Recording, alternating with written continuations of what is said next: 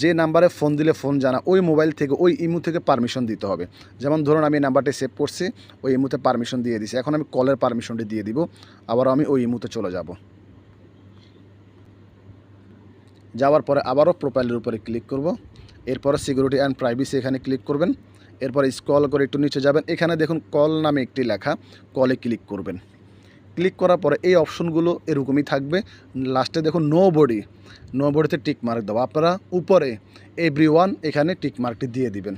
তার মানে হচ্ছে যে কোনো ব্যক্তি আপনাকে কল দিতে পারবে। ওকে, যদি আপনি মাই কন্ট্যাক্টসে দেন তাহলে আপনার সাথে ইমোতে যার সাথে অ্যাড আছে তারাই ফোন দিতে পারবে, আদার্স অন্য কোনো নতুন কোনো মেম্বার আপনার ফোন দিতে পারবে না। সাধারণত এভরিওয়ান করে দিলে ভালো, যে কোনো ব্যক্তি আপনাকে ইমোতে ফোন দিতে পারবে। ওকে, আবার আমি আগের ইমোতে চলে যাচ্ছি। দেখুন আমি কিন্তু দুটি সেটিংস এখানে অন করে দিয়েছি। এখন আমি কল দিয়ে দেখিয়ে দিব। ইমোতে চলে গেলাম, যাওয়ার পরে এখন আমি ওই নাম্বারে ফোন দিব। এই যে নাম্বারটিতে এখন আমি